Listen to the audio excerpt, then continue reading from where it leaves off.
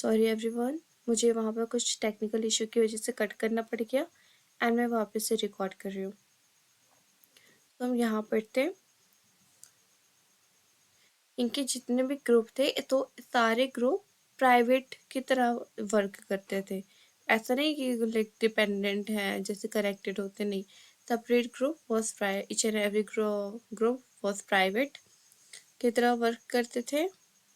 And Dutch constructed William fort at modern Cochin in 1663 after defeating, किसको defeat किया?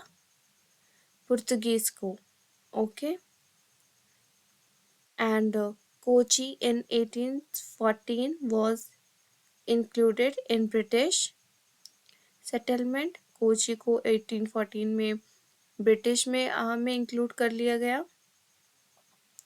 In 1600 a trading company, East English East India company और the governor and company of merchant of land London trading into the East India as founded in England. Okay, ये India में founded हुए, England में founded हुए ये company. And Akbar was the king then, means Akbar के time period, during Akbar के जब time period चल रहा था उस टाइम पर। Leivand company in 1592 got charter for land trading with India। जो लिवेंट कंपनी थी उसने 1592 में एक चार्टर मिल गया ट्रेडिंग के लिए इंडिया के साथ।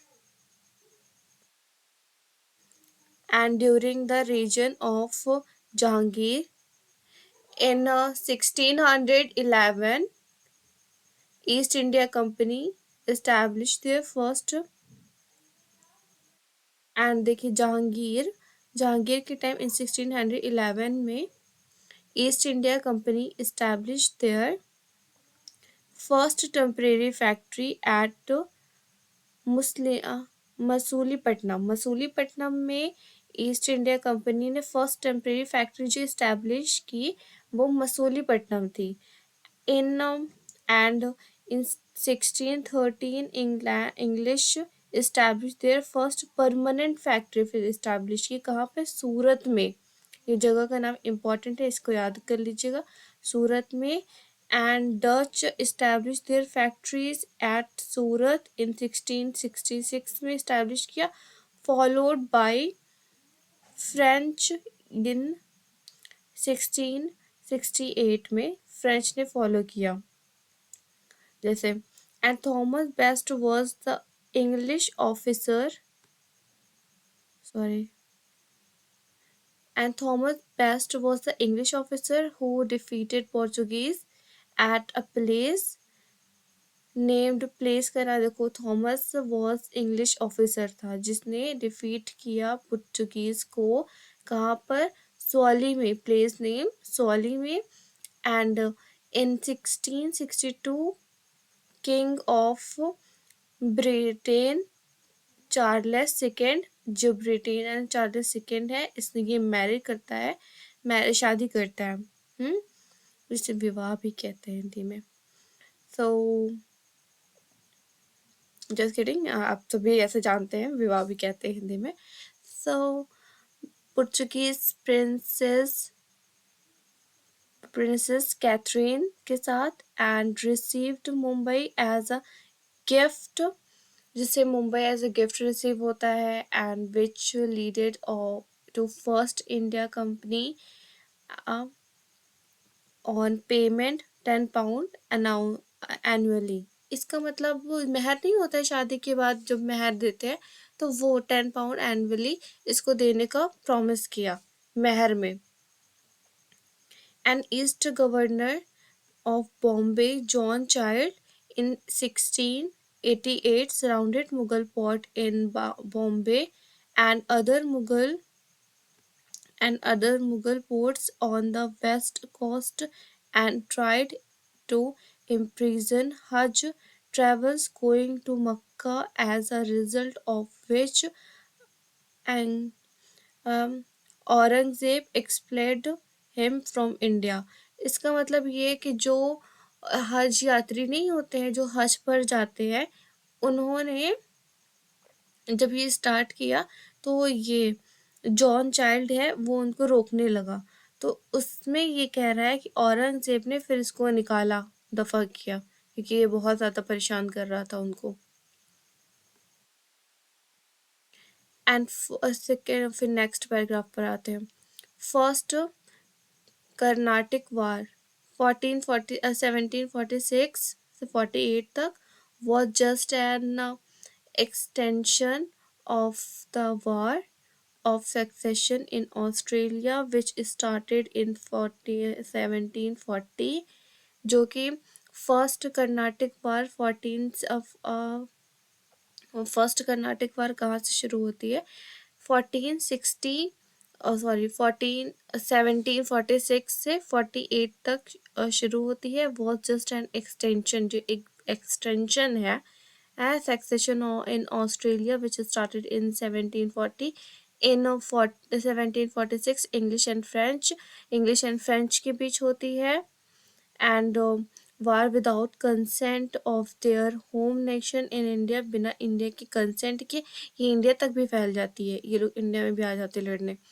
And English army under the leadership of captain, English army जो होते हैं under the leadership of captain बर्नेट seized friendship, जो सीज्ड कर लेते हैं friendship English army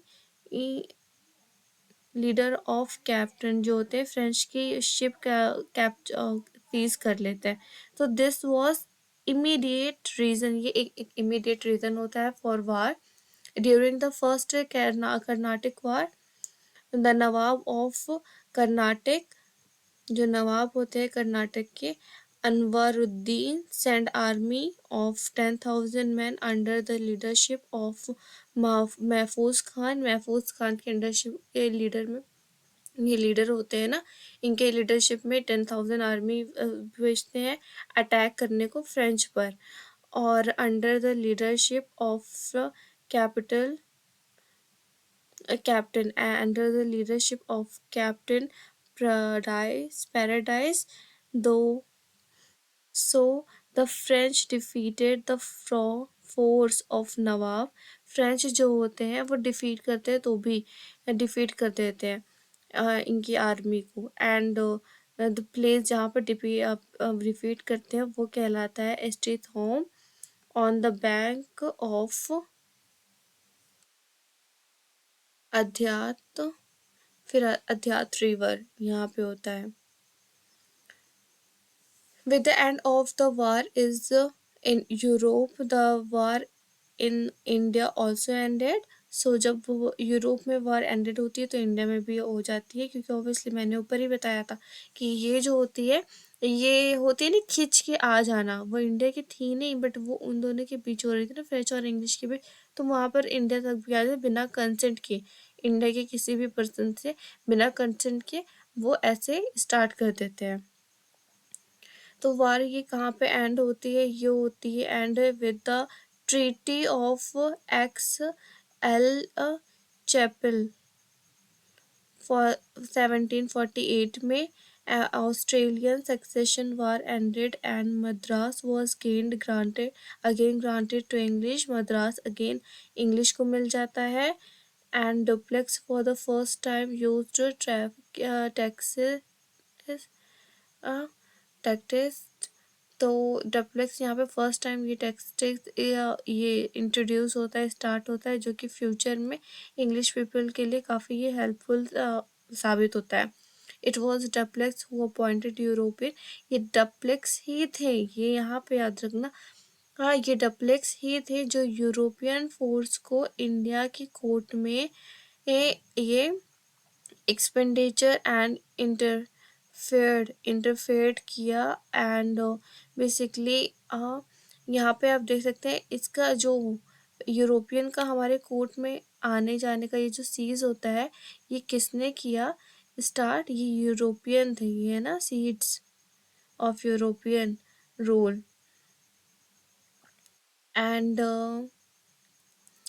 कैलबर्ट, a minister of Lulus, Lu, Louis Calvert, sorry, I'm not able to pronounce. Calvert, a minister of Louis, ये जो है ये फाउंडेड है फ्रेंच ईस्ट इंडिया कंपनी के इन 19, जो कि ना 1664 में इस्टेब्लिश हुई, जिसे इस नाम से भी जाना जाता है कंपनी, ये फ्रांस, ये इस नाम से। एंड फिर हम आते हैं, हमारा नेक्स्ट पॉइंट क्या है? हाँ, all its expenditure was the first sustained by the state in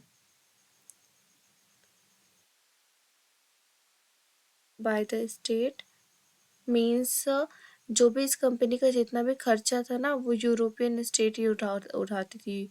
European जो कंट्री थी वही लोग इसका खर्चा उठाते थे। And in 1667 Francis Coren had and expedition or to India, setting up a factory in Surat. तो इन्होंने ये एक कोरन जो है, ये had an expenditure to the India, setting up a factory, जो इंडिया में सिटिंग अप फैक्ट्री है इन सूरत। 1668 में ये हेड थे। और मरकरा अब Persian Persanian who accompanied Koran. Accompanied Koran founded another French factory in Masulipatam. एक अनदर फाउंडेड कोरन, ये मसूलीपट्टनम में जो फ्रेंच फैक्ट्री इसके फाउंडेड थे इन 1666 after obtaining permission from the sultan of Golconda. और सुल्तान ऑफ गोलकोंडा से परमिशन लेने के बाद इस्टेब्लिश की थी। And Dutch established their first factory at Masulipatnam. Dutch ने अपनी जो फर्स्ट फैक्ट्री इस्टेब्लिश की थी मसूलीपट्टनम में की थी इन बंगाल। दे established their first factory at and Bengal में फर्स्ट फैक्ट्री इन्होंने पीपाली में इस्टेब्लिश की थी। The trade with Bengal started properly when Dutch in 1653 established their factory in ना Chinsuram and 1653 में इन्होंने अपनी जो फैक्ट्री थी स्टार्टेड की बंगाल में, ये चिंसूरम में स्टार्ट की। In Chinsurah the Dutch fort was called Gustavus fort. ये इस नाम से जाना जाता, डच वाज कॉल्ड, ये जो डच का जो फोर्ट है वो इस नाम से जाना जाता था, Gustavus fort. And Europeans got high trade, European high trade करते great, got high grade opium and salt सॉल्टिप्रे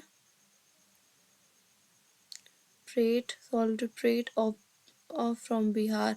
basically Bihar ना इन दोनों चीज़ों के लिए ही बहुत फेमस था। एंड फिर लास्ट में बस इतना आ जाता है कि ये लाइन से कौन कौन कैसे कैसे आया। तो पहले पोर्चुगीज आए, डच आए, इंग्लिश आए, डेन आए एंड देन फ्रेंच आए।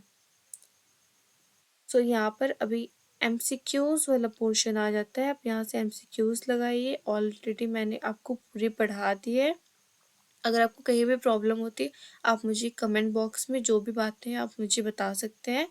कहीं पर अगर मैंने अच्छे से एक्सप्लेन ना किया तो सॉरी। एंड आप यहाँ से एमसीक्यूज लगा सकते हैं फिर। सो इस तरह से हम डेली कंटिन्यू करेंगे। अभी ये मेरा फर्स्ट लेक्चर था, फर्स्ट टॉपिक। आगे मैं और ऐसे कर कर डालती जाऊंगी।